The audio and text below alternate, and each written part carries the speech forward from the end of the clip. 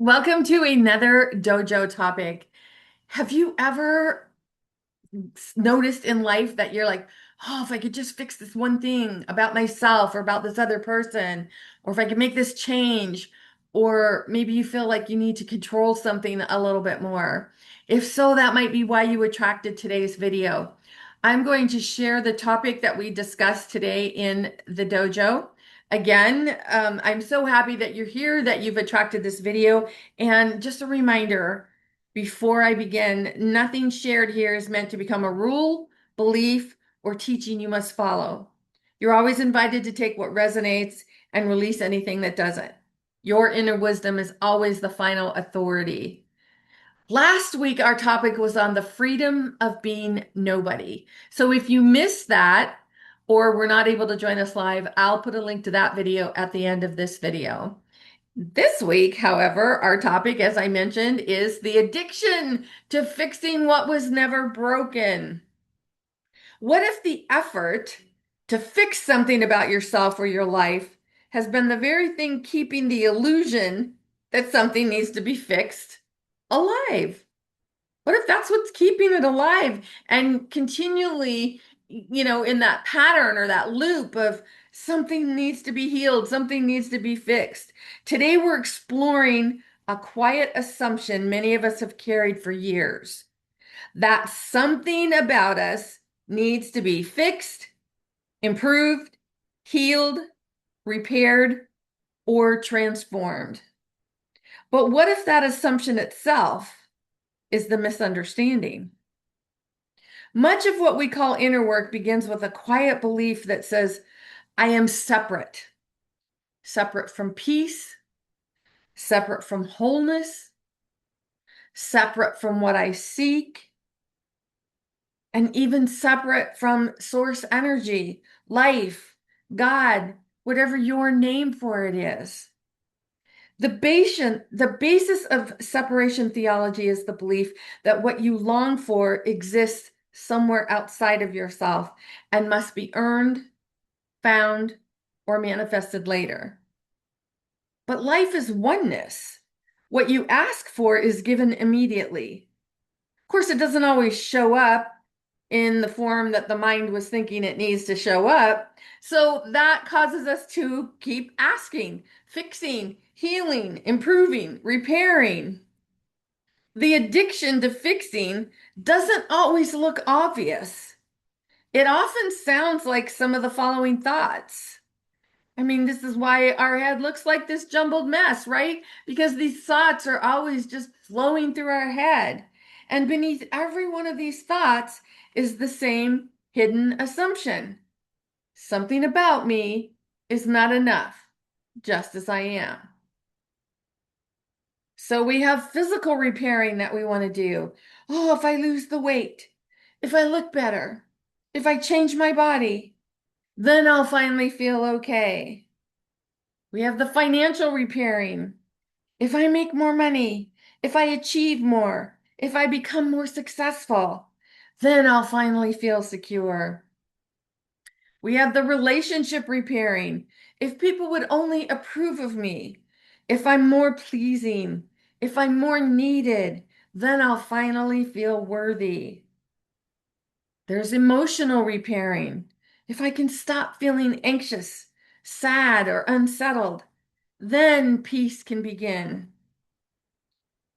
Then there's spiritual repairing. If I have one more breakthrough, that'll probably be it. That's probably what I'm seeking. If I finally awaken, I think I've awakened. Have I awakened? I'm not sure. If I become self-realized, I think I'm self-realized. It felt like I had it, but then it seems like I lost it. I'm not sure. If I can only find the right teacher, then I'll arrive. Then I'll know that I'm spiritually where I need to be. That creates that constant seeking. What about manifesting? That manifestation repairing. If I clear more blocks, if I align better, if I raise my vibration enough, then life will finally give me what I'm asking for. But every repair strategy carries the same quiet message. I am not enough yet. And this is how the demiurge sustains that illusion. It convinces you that peace, abundance, worthiness, and wholeness are somewhere else, somewhere ahead, down the line, forward, in the future, somewhere still to be earned. The thought itself is not the problem. The power is not in the thought. The power is in what happens next. Every thought offers an invitation. We either identify it with or notice it. We energize the story or pause. We continue the search or consciously choose to full stop after the thought. This is where free will lives, not in controlling what appears, but in recognizing you do not have to continue the thought. So let's use one of the examples that I gave from the earlier slide. We'll take an example of money. So let's think about the full stop. Now here's the thought. I need more money. Full stop. When a thought arises, it can be simple. More money is needed. At this stage, it's only mental activity, a passing appearance in awareness. By itself, it has no power. But here's the thought without the full stop. I need more money. If I don't receive it soon, I don't know how I'm going to pay the rent. What if we run out of food? What if others find out what's going on? And on and on and on. If the full stop is ignored, you can see where energy is being spent within the koshas because the mind is trying to fix something. You're using the mind to find an answer, and that's not where the answer is. The full stop happens in the body of wisdom. But once you migrate down into the lower three koshas, that uses the energy and it's pulling you in. It's like you're feeding the dualistic realm. This is what happens. This is how we energize the demiurge. Remember, the demiurge is intelligence without love. The body of bliss, the body of wisdom, that's where you're existing in intelligence with love. And I love these examples of the koshas because it just makes it so simple, right? When you can see, when you can feel, when you can acknowledge, recognize, realize that you're in the lower three koshas, meaning you're in your head, you're feeling really emotional, physical, it could be one or all three of these, and you just feel like there's no choice. You feel put upon, like there's no answer. Well, that's when you're in the lower three koshas. But as soon as you recognize that, now you have choice to move back up to the body of wisdom, migrate to the body of wisdom. And from the body of wisdom, now you're like, okay, I see that there was that invitation for that mental, emotional, and physical invitation into the lower three koshas. But now that I see it, I have a choice. I acknowledge it and I can let it pass. Or if you don't do the full stop, because that's where full stop exists, right? In the body of wisdom. And this is where we get into that cyclical loop, right? Where we remain in the lower three koshas and we feel that's like survivor mentality. When emotion joins the thought, the body responds. A sensation appears, tightness, anxiety, defensiveness, sadness, resistance. Now the thought feels real. The emotion becomes evidence. The mind says, because I feel this, the thought must be true. But this is only assumption. Assumption creates a story. The thought and emotion merge into interpretation. Now the mind creates meaning. Something needs to be fixed because there's not enough money. A temporary experience becomes a personal narrative, and the story solidifies identity. Can you see how this works? Instead of just saying more money is needed, full stop, end of story, that's it, that's all there is. You're letting the universe know there's an awareness of more money being needed, being required. But when you don't do the full stop, when you move into the story, now you're moving into the lower three koshas. And then that's where you're putting your energy. So let's look at the lower koshas where lack seems real. When the mind says, it's not here yet, it keeps attention identified within the lower three koshas, the layers of conditioned perception where lack appears real. And so the search continues, not because truth is absent, but because the demiurge is using thought to keep inviting you to spend your energy asking for what's already been given to continue the cycle. Let's look at the cycle of addiction to fixing what was never broken. A thought appears. More money is needed. That thought creates concern, effort, searching, temporary relief, more seeking, and the cycle continues. Not because anything is broken, but because the demiurge just keeps sending invitations for a problem to solve. And that problem never really existed.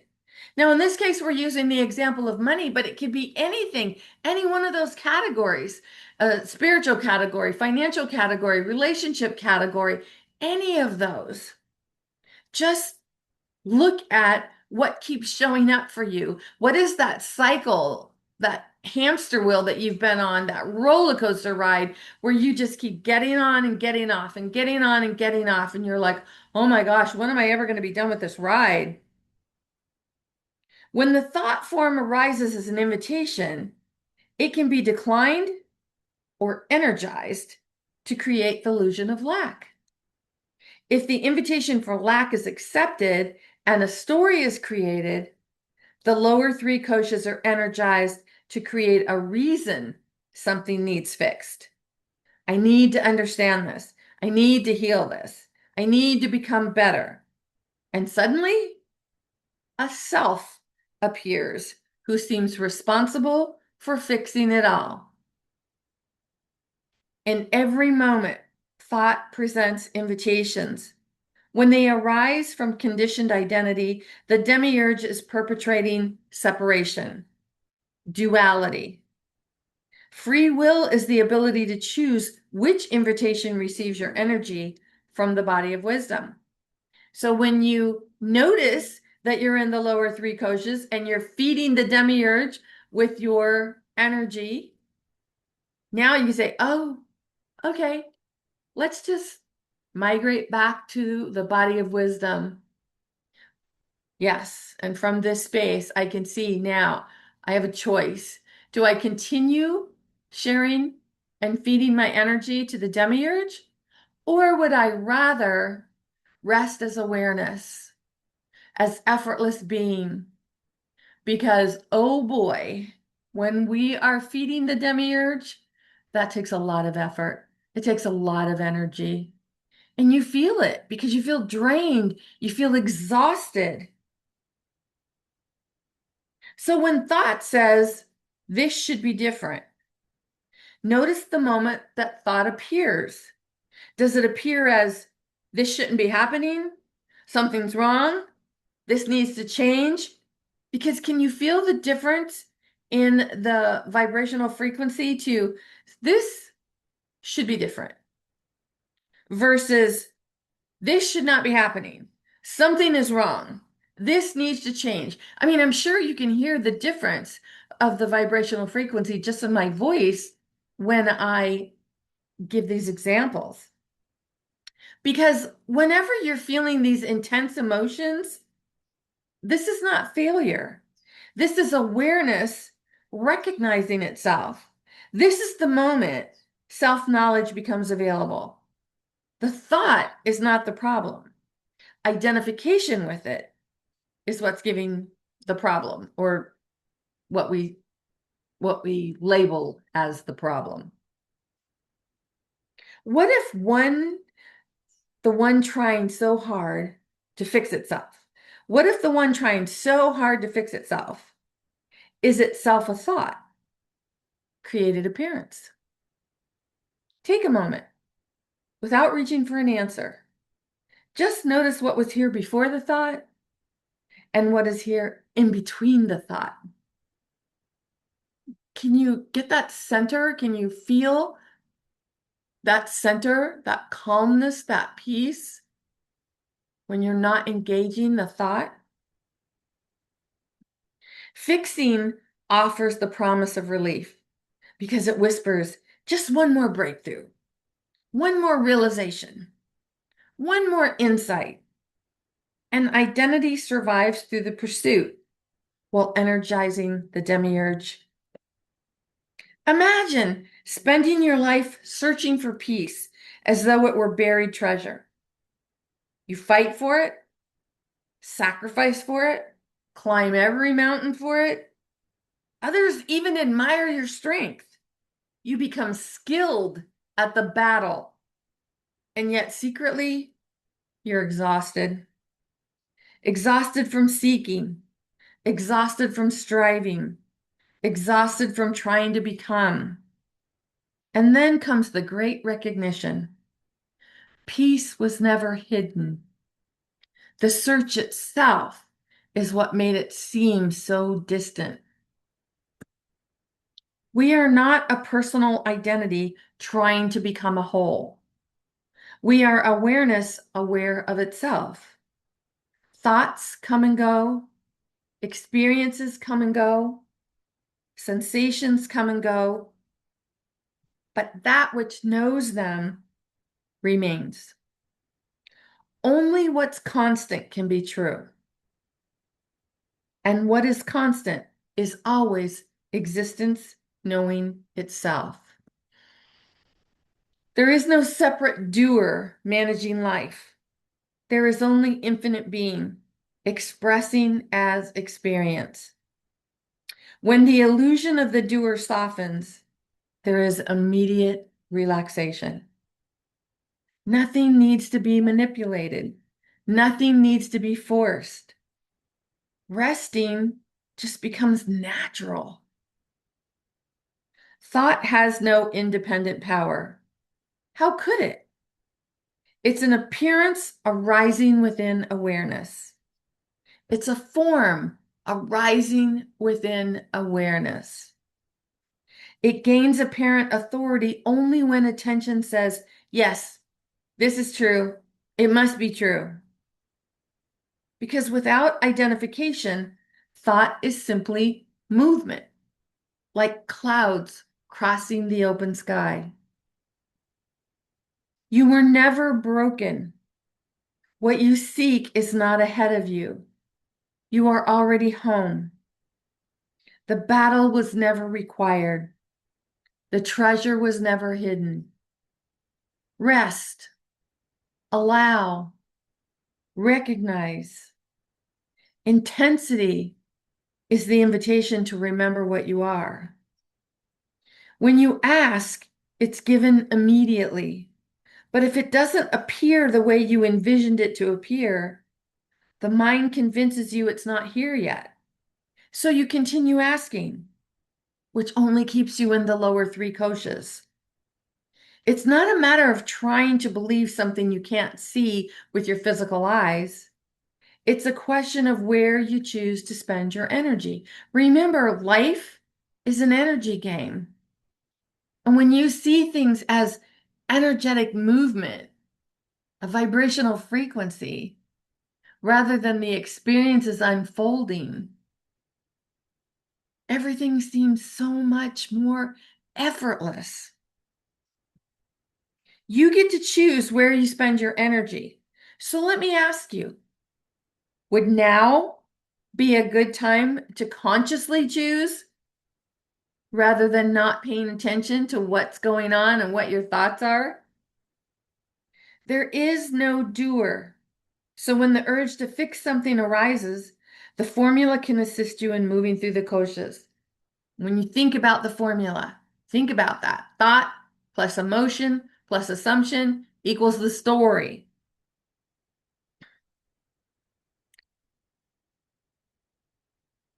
Whenever you're thinking about that formula, whenever you feel pulled into the lower three koshas, it's inviting you to believe something should be different than it is. And that's simply the self waking up to itself, knowing there is nothing wrong with this moment until thinking makes it so. Today's topic explores how the assumption that something is wrong keeps the cycle of fixing alive.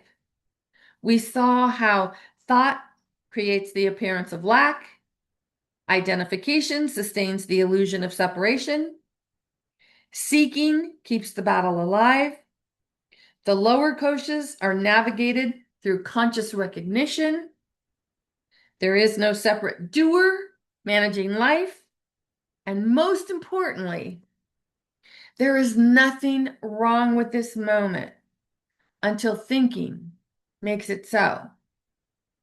What you seek was never absent. What you are has never been broken. You are not becoming whole. You are remembering the wholeness that has always been here. Rest as this. It just is. Can you feel that peaceful relaxation when you're not trying to fix something? I'm really glad you attracted this video. Come back to what's real again and again until it becomes how you live. Awareness, non-duality, emotional freedom, unity consciousness. Life is an energy game. And when you understand how it works, miracles become a way of life. Join us inside the dojo for deeper conversation, reflection, and expansion. There's a reason you attracted this video. If you feel the pull, consider joining us live. Can you see how that constant need to fix something or one more breakthrough, one more, whatever your one more is, it keeps you in that perpetual motion, that hamster wheel. It's like going to the Disneyland and getting on the roller coaster and getting off and getting on and getting off, and you're like, oh my gosh, I'm so tired of this ride, but you keep getting back on when all you have to do is say, you know what, I've decided I don't want to ride that ride anymore, that ride of fixing. I don't want to ride that ride anymore. You have the choice, and your energy, your vibrational frequency leads you, guides you, shows you. You can either choose to feed intelligence without love or feed intelligence with love. And you'll know what you're doing because one feels so peaceful and relaxing, and the other feels like so much effort. It's exhausting. If you'd like any kind of support with this, visit me at masteringyourbeliefs.com. In the meantime, this is Nancy Muller, the one and only Life Sensei, saying ciao for now.